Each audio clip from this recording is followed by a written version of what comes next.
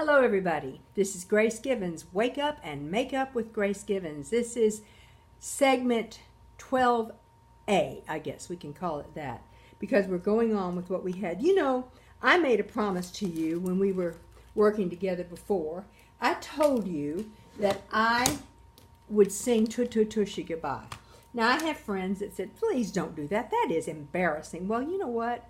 The whole damn thing's embarrassing. Having had this cancer is embarrassing. I have no shame. I'm open. I'm here for you, for me, and I'm going to sing it to you now. It goes like this. Tut tut tushy goodbye. Tut tut tush, I won't cry. The robot's claws that take you away from me. No words can tell how glad that makes me. You've had your run.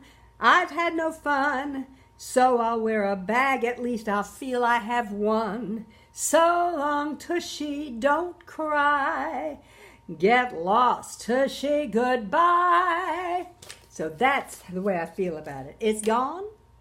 I do have this bag. I wish I didn't. But you know what? I had a big argument with it recently. And it ended with me acquiescing and saying, you know, I've got you. I need you. I'm going to make my peace with you because you've saved my life and we're going to get along. And so we're going to get along. I'm getting more and more accustomed to it, and I'm living my life completely. I'm back to singing. I'm back to doing everything I ever did. I'm feeling wonderfully energetic. I'm not sure I realized that I must not have been feeling very good before I did this, because I really feel good now. It's kind of weird, isn't it? You know, I really was kind of taking naps a lot before I had the surgery, and getting very tired in the middle of the day, which I just considered normal for my advanced age. But not doing that now. Feeling fantastic, actually. Loving my baby, my grandchild, just spending every minute of my life that I can with her. And I'm going to be back with you as well, I hope, on a regular basis. Okay, I'm doing my eyelashes right now, folks. And you know, I always use, I think there's nothing better than this. If somebody knows something better, please write me a comment and tell me. But this is the Lancome, what's it called? It's the CLS Booster for your lashes. It conditions them, and it helps your mascara stay on longer. And maybe it lengthens a little bit. I don't know. But I put it on upper and lower. You've got to pretty much go right on with the mascara afterwards. Don't let it dry too much before you do it. Now, I've been using some new products, I want to tell you. First of all, I was feeling pretty sorry for myself right before I had my surgery.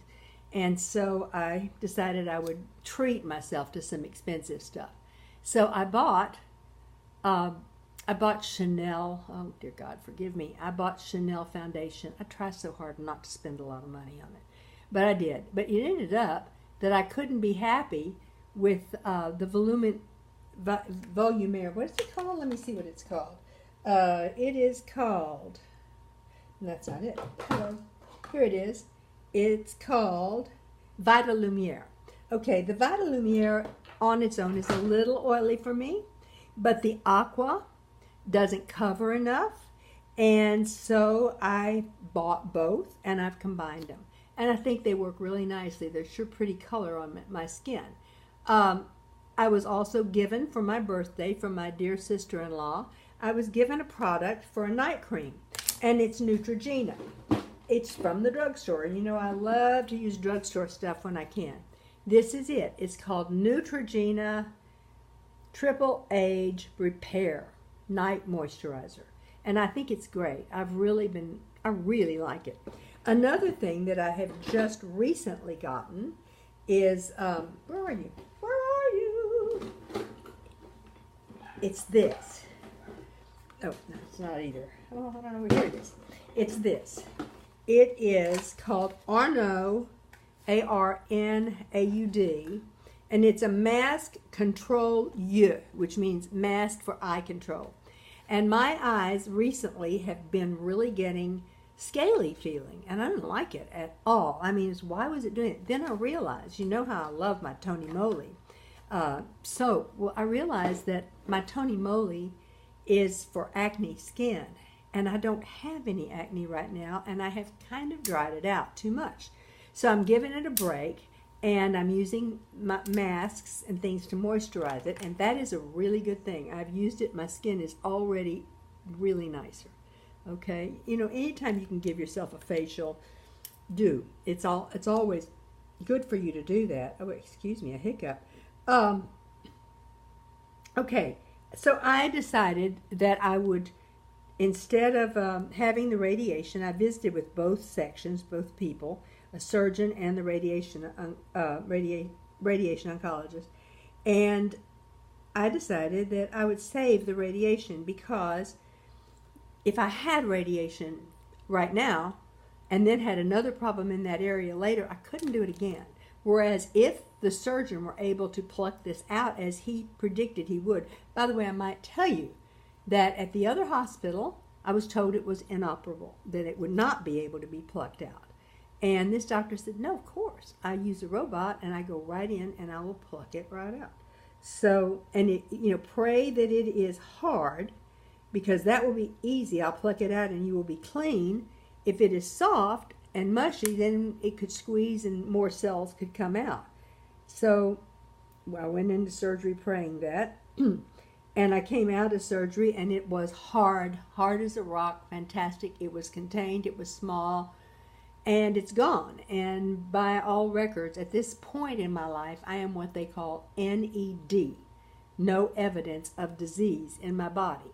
Now, I know, and you don't have to tell me this because I know it, that a cell can always have dropped off during a surgery and go somewhere else. That is just something that's what this disease is. Cancer's nasty and it travels.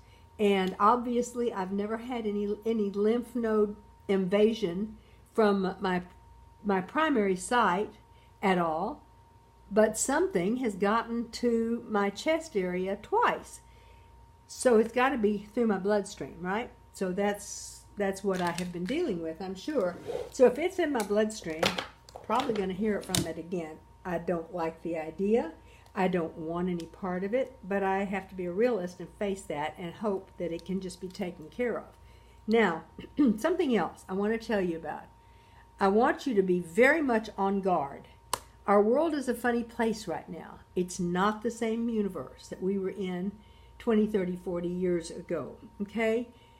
Medicare and Obamacare and all these things have messed up our system, our medical system, so badly that now doctors are finding themselves scrambling for money.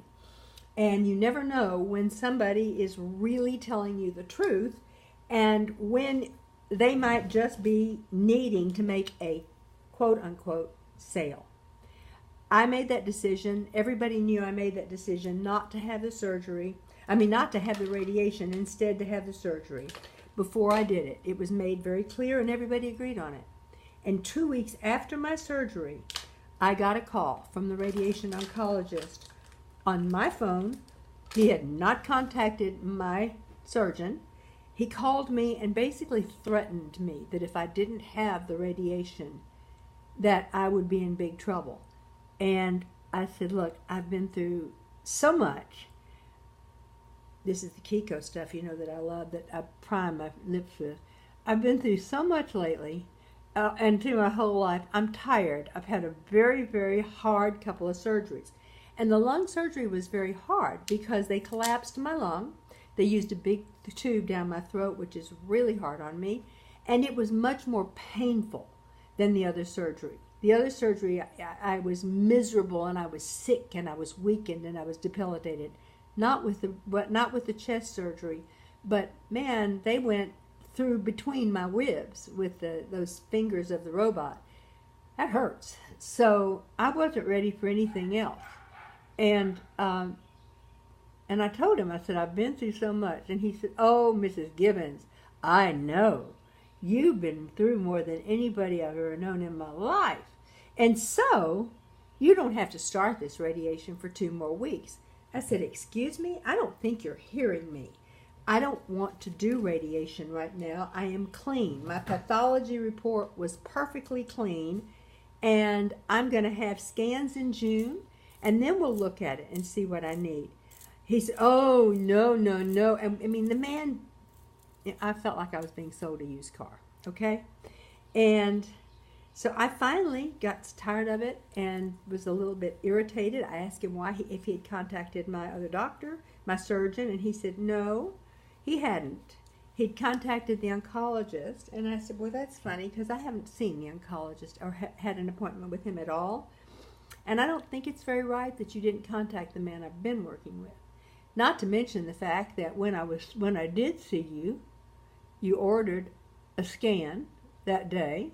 I went and had it. That was December the 19th, and nobody from your office ever called me with the results of that scan.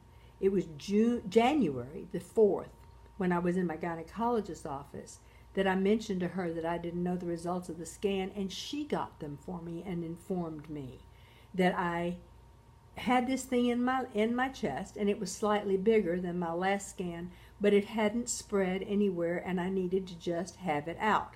But you didn't tell me that. Nobody from your office called me. So thank you very much for your call, but goodbye. And I'm telling you, friends, I'm not kidding when I say be your own advocate. You must be your own advocate. Do not go to a doctor's appointment alone. Be with somebody that has ears. Have her take notes or record the doctor's appointment. You never know what she's going to come away with, what kind of answers. You're too shaky to decide for yourself, to understand for yourself sometimes. Don't do things alone. Now, friends, I am running into, I'm over time. Forgive me for this, friends. Please share. Please, oh wow, what am I trying to say? I'm nervous. Please share and please subscribe, and you'll get news about makeup and cancer all along. I love you. Bye-bye.